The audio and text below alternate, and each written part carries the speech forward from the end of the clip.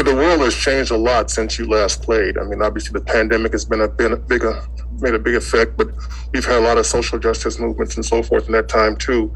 What have you been able to sort of persevere, and what have you been able to see and take from the way things have changed in our lives over the last couple of years?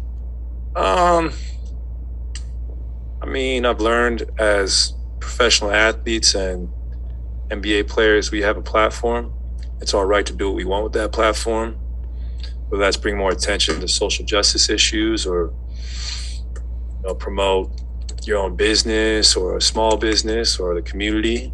And I've learned that it's a very special opportunity to have these type of platforms. World leaders sometimes don't even have the biggest platform as we can. And I think it's great that we voice not only our frustrations, but we try and empower communities that may be marginalized. And, I thought a really special moment for us last year was walking through Oakland with Juan Toscano and watching him lead. He grew up in the East Oakland. It's tough. We all know how tough it is out there, and just follow him and his friends in the neighborhoods and to chant the names of those who've been unfairly murdered and unarmed. That was probably my favorite moment of the year. It was very empowering, and it was so surreal, and it was special. And to see Juan do that and be so vocal about it, because I was very lucky. I had a privileged lifestyle growing up. My dad played in the league. I went to private school. So sometimes I think for so many people out there, we need to be more empathetic what people go through on a daily basis. And I think the Warriors organization is at the forefront of that. They're so involved with the community, not only in Oakland, but in San Francisco, San Jose, and they've empowered a lot of people. And I think Juan Toscano will have a movie about his story one day.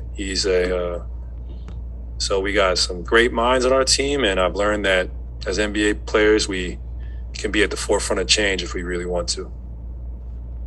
Klay, kind of on that note, what have you learned as you got older that perhaps you didn't see from a social justice standpoint growing up? And I learned that the cards are stacked against a lot of people.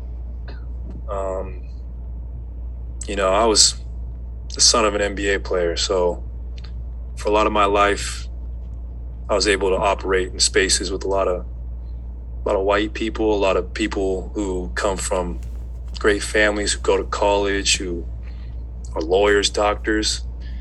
But then, you come to the NBA and you learn from your teammates. You learn from players who come from the inner city, or LB who came from the favelas of Brazil. And, they've worked so hard to elevate their lifestyle, but it's hard because you have so much family and friends who you want to have that same American experience. And sometimes the cards are just stacked against you, whether it's the neighborhood you grew up in, the school system you're in. It's hard just to even attain insurance, your next meal. And 2020 really taught me that we still have such a long way to go, especially in this country, for people to have the same opportunity I had as a kid. I had everything handed to me. I had gym access. I had great schooling. And I want every child, no matter what color you are, to have that opportunity. And it might seem like it's impossible, but it's not. And I think you start within your community first. You try and empower those around you, whether it be your family or friends. Then you try and go bigger. We got the platform playing for the Warriors. You try to preach great things, whether it's valuing time, your family, your relationships, rather than material things or the big house or the mansion, but really just the ability to inspire people is what I learned 2020 is all about. And lastly on this, did you ever have a racial incident growing up, or did your being the son of your father just protect you too much from that? No, I would, being at private school a lot, sometimes there's only a few kids of color. So you would hear ignorant things, but it didn't affect me as much as it does now in adulthood, because I was a child, I just let it roll off my back, whether it was hearing the N-word or racial epithets about marginalized groups.